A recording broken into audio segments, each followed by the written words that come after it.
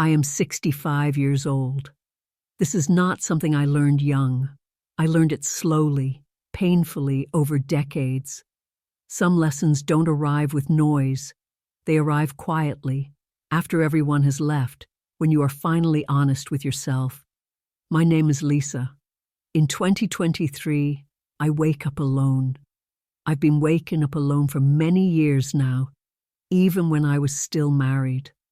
There is a kind of loneliness that happens inside marriage. It is heavier than being by yourself. When you reach this age, memories don't come in order. They arrive in waves. Some days I remember my children as babies. Some days I remember the exact moment I realized my marriage would never become what I hoped. People often ask, "Why didn't you leave earlier?" They don't understand that leaving is not always the hardest part. Staying and surviving is. I married David on November 11th, 1988. I was young enough to believe effort fixes everything, and old enough to believe commitment means endurance. Before marriage, David proposed properly. Families met. Everything looked stable, respectable, safe. I was already a teacher then. I believed in building things slowly, classrooms, children, futures.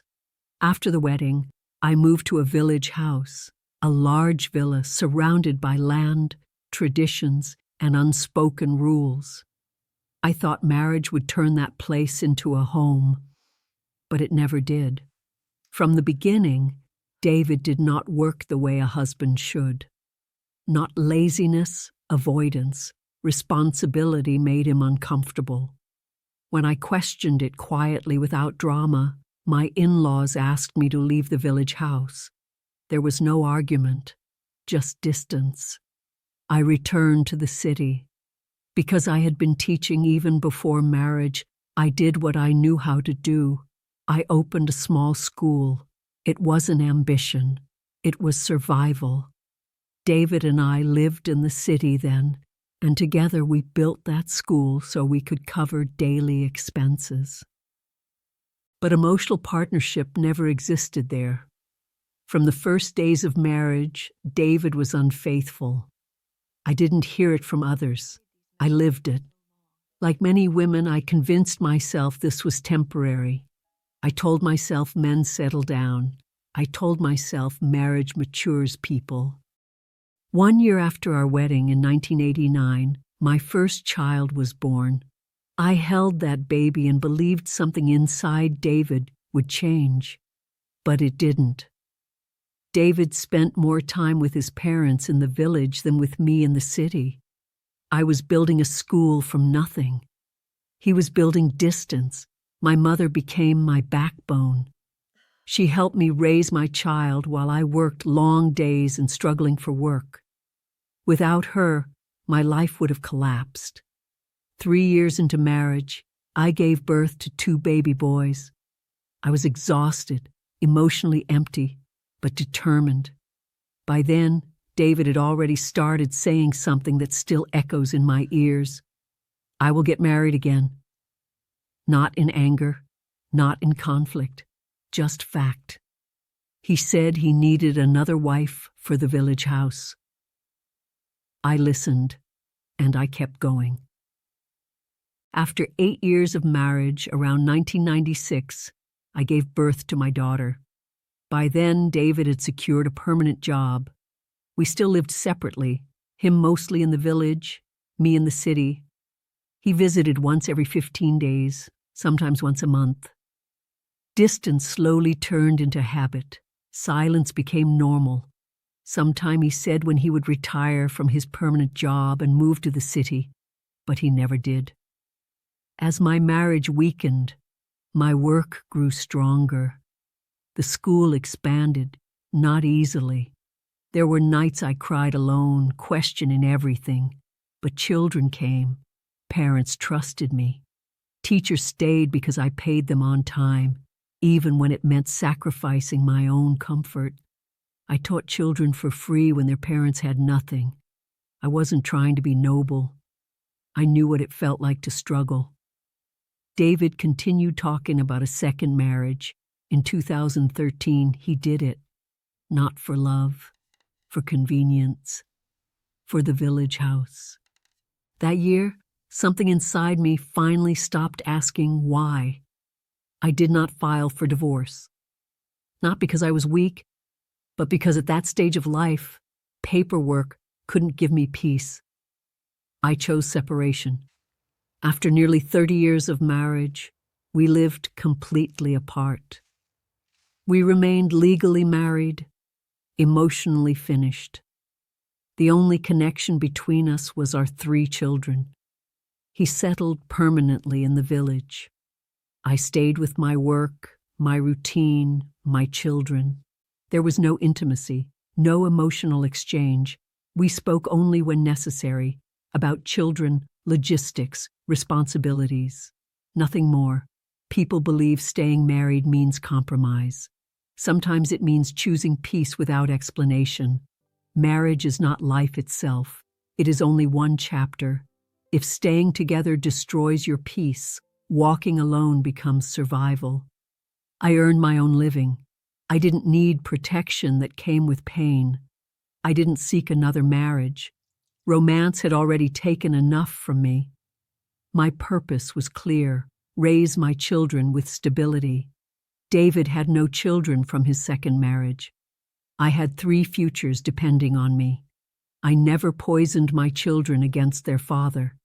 Children don't need adult wounds. David visited them. He contributed financially. I made sure of that.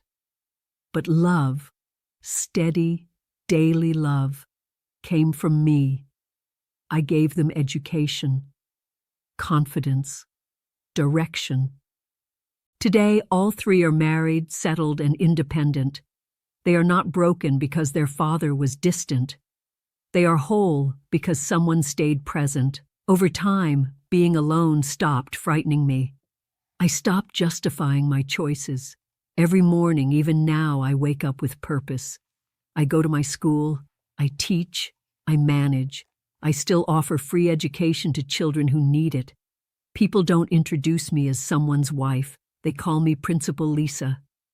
Parents bless me because their children learned without fees. That is not failure. Maybe David had his reasons. Everyone carries their own limitations, but no excuse is greater than responsibility toward your wife and children. The village offered comfort. Education offered a future. I sacrificed romance. I gained meaning. I did not get a successful marriage. I built a purposeful life. At 65, I don't look for happiness anymore. Happiness is loud. It comes and goes. What I protect now is peace. I know there isn't much time left ahead of me. When you reach this age, the future feels smaller, but the past feels very long. I don't regret staying as long as I did. I stayed because my children needed stability, not because I didn't understand pain. I understand now that some marriages don't end with divorce papers. They end when love stops asking questions. I lived 40 years tied to a name, a role, an expectation. And yet, the most honest years of my life were the ones I lived quietly, on my own terms. I did not fail because my marriage failed. I succeeded because I did not let that failure decide the rest of my life. I raised my children without bitterness. I built a school without privilege. I gave love where it could grow, instead of forcing it where it had already died. When I wake up now, there is no fear in my mornings. There is routine, responsibility, and calm. That is enough. If my story says anything, it is only this. Life does not end when a marriage breaks. It only asks you where you will place your remaining years. I placed mine in purpose. And when my days finally run out, I will leave knowing this. I was not chosen as a wife, but I was chosen as a mother and as a teacher, and finally, I chose myself. Some people ask me about David now, also in my 60s, but for me, it's normal question because I don't know about him. I only know about my children, my school, and my work, because it give me the life that never I lived before. So yes, I thanks David, because if he don't give me that taught time, I don't know that I am a brave woman. I have ability to leadership. I am the only ordinary woman of a village like his second wife. But now many people know about me because I build their children. Career, a positive thing that I done for that people. So if I contribute in this world, even a little, so because of survival, but now it become my goal, my career, my routine, even after my children settled down. It's my every morning routine that give me a new morning, a new purpose every day. So if you are any woman that have a failed marriage, so it's not a bad thing, make it your strength.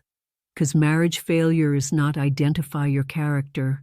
It identify how to survive in this situation, how you become strong in this weak period of your life.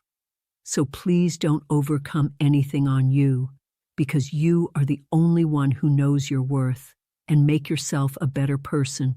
Work on yourself even daily. So one day you become the person of your own dream.